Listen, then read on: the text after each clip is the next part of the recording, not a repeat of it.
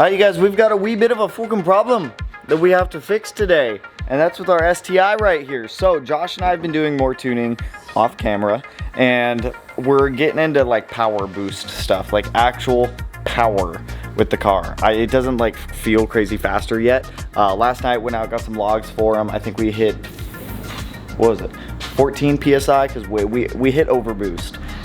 Boost limit was set at like 12 psi. We hit like 14. When we hit 14, we popped one of our intercooler pipes straight off. So that's my fault, because I never put a bead on that pipe like I was supposed to, and I forgot about it. And I got the friendly reminder last night when I was driving it, got into boost, popped the pipe off, drove home with no boost. So we're gonna be fixing that today, and it's only an $11 solution to be able to put a bead on this pipe. And we got some tuning to do with the WRX. I got some stuff to do with the WRX today too. A lot of Subaru stuff going on, but near the end of this video, once it gets darker outside, it gets a little cooler out, we're gonna take the STI out, and I'm actually gonna get into some like power boost for you guys. Certain people in the comments, why aren't you tuning it yet? Why is it taking so long? It's hot, very fat. It's a very hot car. It runs very hot. So once it cools down tonight, we're gonna get some more logs. The main point of us doing this e-tuning right now is to get the car to be able to do a clean wastegate pull. So that way we can, when we're driving the STI around, we can get into boost, we can get up to wastegate, spring pressure,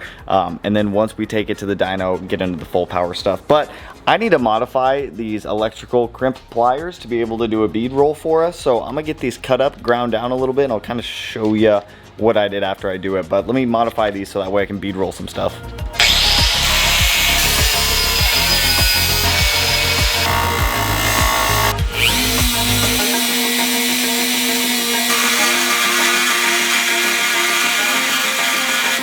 Bada bing, bada boom, baby. We got a bead roller. Just like that, we got a DIY bead roller. Now let me say, this is temporary. I ordered another alpha lock and some new aluminum to fix the charge pipe. So this is temporary for tuning purposes, and that's literally it. We are redoing that pipe, so now that I've seen that this proof of concept works to create a, I mean, it's a small bead, but a small bead's better than no bead, I guess, right? Probably hold a couple more PSI so that way we're not blowing it off all the time until my new HD clamp and welding stuff comes in. So let's pop that bumper off, let's get that intercooler pipe off, and let's make a small bead roll, you guys. Let's do the thing! I also gotta see if I gotta fix this fog light wiring too while I got this bumper off.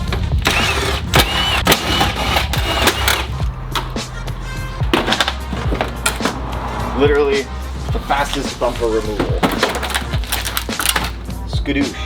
I fell into a burning ring of fire.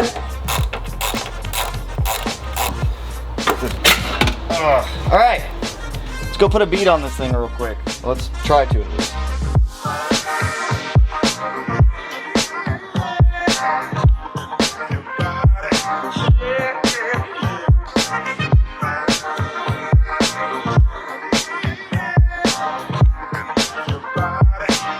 You guys, so we got our bead roll on here. I don't know if it's going to hold up. Okay, so this thing blew off at 14 psi last night, and it didn't eject the pipe, but it just kind of like popped it off and out. So like I said, I've got my new Vibrant HD clamp. It's another one of these. It's a black one. It'll go right here. It'll connect these two pipes up. I'm gonna have somebody else weld it up for me. I'll probably cut this pipe like skadoosh, like right there, and just have that portion welded. I'm fine with my welds on this blow-off valve. They work totally fine. But from here up to this pipe, and I'm fine with that weld too. It doesn't look bad. That one could be a little bit better, but I'm not stressing it. So sick. Let me load up the new tune that we have from our spicy friend Josh Bader onto the STI, and then I need to let it idle for just a couple minutes. I gotta say though, this thing looks so fun without a bumper on it. Oh, I love it. Let me turn that off real quick. Oh, I didn't even download the map. Hang on, let me download this. No, I would walk 1,000 miles just see you tonight.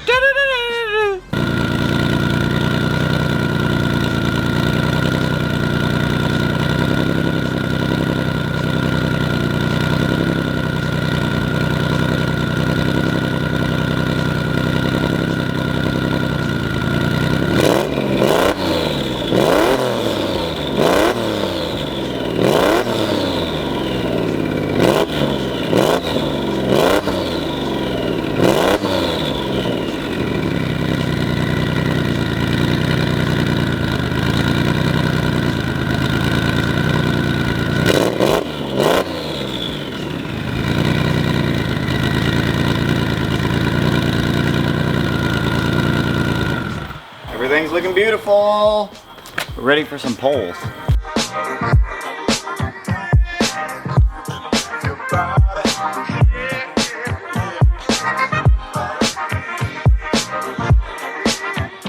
We got our bumper put back on here. I got the headlight realigned a little bit. I do have some parts that we're going to be installing on this here in the next couple of videos. I don't know which one yet because I'm still waiting for some stuff to come in. We're going to get rid of these fuel rails here and these external fuel dampers because Radium actually just came out with a really cool product that I'm actually really excited to show you guys. Now this won't apply to everyone. It'll be very select few. However, Radium made some EG33 fuel rails and they sent over a set, so I just ordered a set of dampers to be able to move my fuel damper from the outside of the rail to the rail itself, which should help with fuel flow, or not fuel flow, but just pulsation from the injectors. I have the ID1300s in the car right now, and we are going to be swapping those out to a set of ID either 1700s or 2600s. Ideally, I'd like 2000s, but I don't think they make those anymore.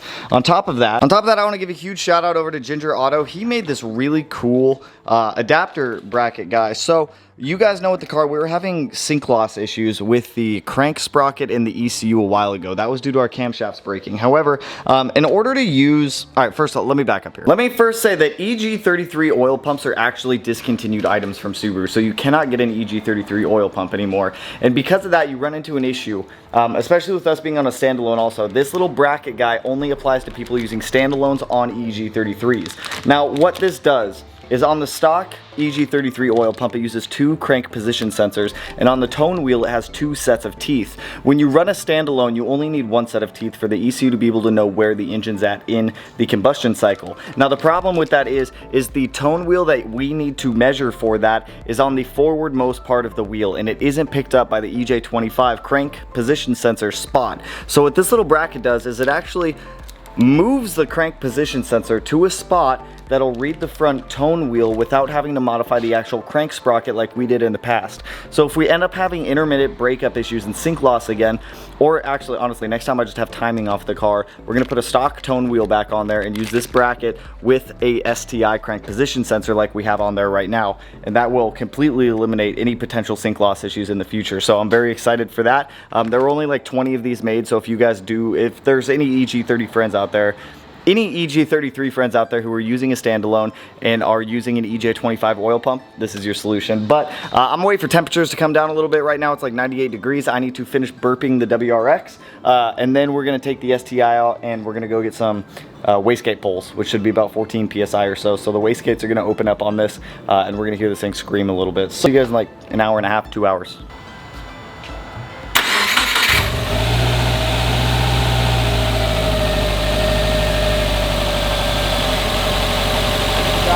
Oi!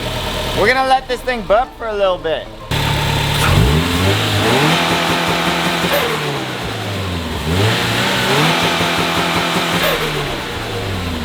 Alright, so our WRX is all situated for the time being. I'm still waiting on the next revision of the tune for this car.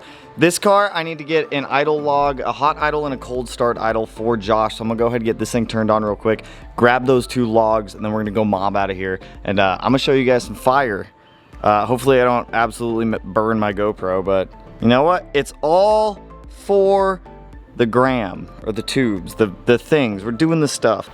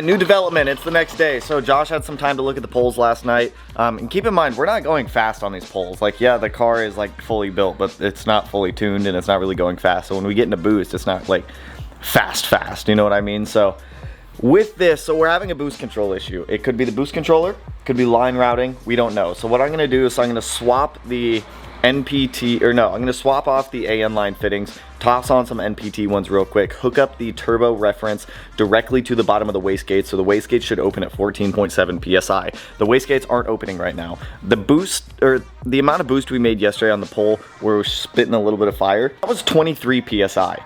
And the car wasn't making more power at 23 PSI. The gates didn't open, the boost controller wasn't working. So something is going awry. There's something up right now. And this is the whole point of doing this e-tune stuff, is to figure out and dial out these issues now, so that way we're not trying to do it on a dyno when Josh is trying to tune the car. So I'm gonna pop this bumper off, swap those fittings, reroute these lines real quick. I'm just gonna slap on some just rubber hose line to be able to go do this quick pull. So let me do that real quick.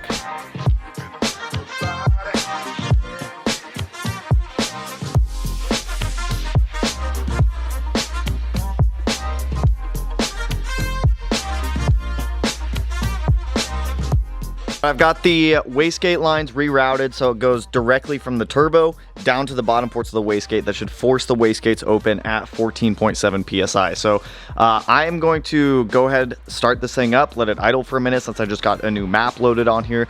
The new map is just going to be for idle corrections, nothing in power yet because we couldn't get a clean wastegate pull, because obviously the wastegates they're not doing their job right now. It could be the Mac 4 port boost controller that's down there. It could be the line routing, all looks fine. So I don't know, we'll figure this out, we'll get it sorted, but for now we're gonna test and verify. This will give Josh more information to be able to make some more corrections to the map. We're only tuning on wastegate right now anyways, so it's not a big issue, but let's see what happens.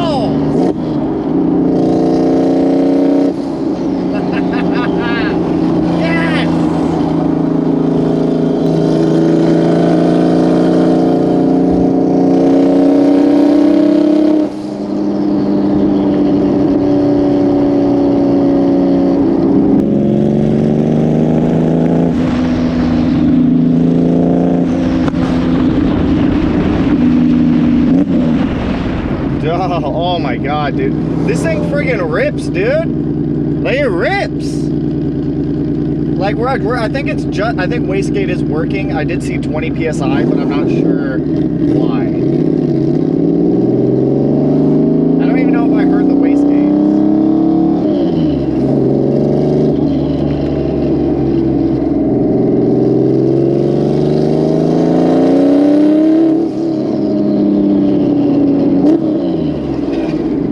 Dude, this thing is wild, man. Holy shit. I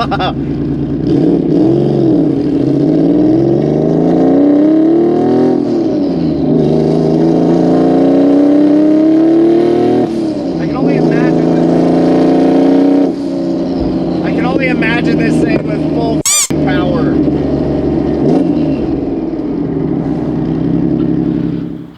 Olá, como estás? This thing rips. I bet it's a 6-cylinder with a big old Tursky on it. Dude, this thing's wild. Where's Josh? What are you guys doing? Hi. Oh, hi. And I swapped those Wastegate lines. I think that 4-port's bad, so I'll just order another one today. Okay, we can turn on gate for it now. Okay, on gate, it should be 14.7, but I hit like 20 PSI. Yeah, see, I'm wondering if it's going to creep or not, but it seems odd that it's hitting 20. Yeah, I did not get an overboost warning, but this thing's this is the most terrifying thing I have ever driven. It should be pretty spot on. I have the tune pretty fucking dialed. I just haven't got the CR tuning. So I think that's where we're gonna leave it today on tuning the WRX for the STI for this video. The WRX I have to do some things on this afternoon. I'm just gonna knock them out. It's a couple wiring things that I gotta do. With the STI, we're in power. We make power. And it's fun. It's not like EJ power, let me say that. So the best comparison I can make from driving this EG33 swapped STI over to a normal STI is this STI, it carries power and it holds power and it doesn't let power out unlike an EJ. And it builds boost insanely fast. That's probably due to the twin scroll setup, having 2 additional cylinders. This thing mobs. Let me start off by saying that right now. Like, it mobs, and we're only at like 15 PSI. We're going up to probably 40 to 45 PSI on this thing. I was talking to Josh, he was saying probably at around 20 PSI, we're probably going to be making 550, 600 wheel. We're going way past that, baby. I overbuilt the out of this engine. I'm going to enjoy it. I'm going to abuse it. Worst case scenario, if this engine were to eat I have that other EG33 in the back. That one I want to do something a little different with. I want to stroke it to a 3.6 liter. So in the event that this engine ever dies, that engine's going to be the replacement. It'll be a 3.6 liter stroke, and we'll send it on the sauce on that one, and we'll have a 3.6 liter bigger turbo, like a 7675. But the 6870 right now, honestly, the 6870 paired with this engine feels phenomenal. I have absolutely no idea what the GoPro footage looks like. It's very difficult to capture speed from what I've seen on like GoPros and cameras and whatnot, unless you're going like stupidly fast. But I can assure you, this thing hauls ass at just 15 PSI, so it's nice to be able to drive this car in boost. With each map revision Josh is making, the car is getting more and more dialed in. Like I said earlier, the big thing with doing a lot of this e-tuning right now is ensuring that we can work out all of the problems that we're running into now versus trailering it back out to Spokane, setting it up on the dyno and doing it again, and then having another issue here, another issue there. It cost me roughly $1,000 each trip out to Spokane for trailer rental, diesel, food, people's time, everything like that. So working out these problems now is beneficial to what we're doing. 4-port boost controller in there I think is bad, so I'm gonna order another one today. They're cheap, they're like 80 bucks. The only ones I've really found are Mac 4-port boost controllers, but I'll hold off on ordering one. If any of you guys have a suggestion on a reliable, good 4-port boost controller, that's the second one I've gone through. The first one had like some weird broken stuff on it when I got it, and the second one seems to not be working. I know that the boost controller is seeing signal from the ECU, so I don't know what it's doing.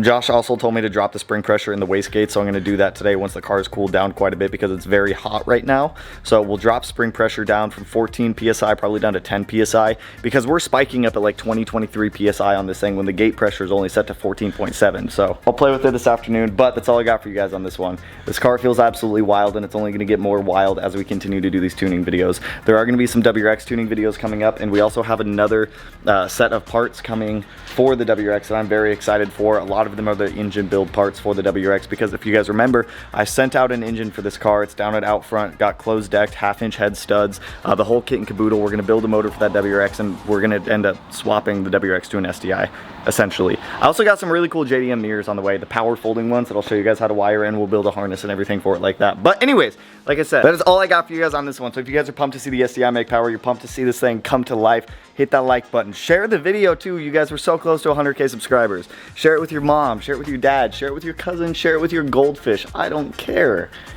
But we're so close, baby boy. I got a special surprise for you guys at 100K. So with that, that's all I got for you guys on this one. If you're not subscribed, you want to be already. One of these corners, no idea which one I'll put it in quite yet. But with that, I will catch you guys in the next one. The fucking B. Peace out, homies. Woo! Fuck you, B.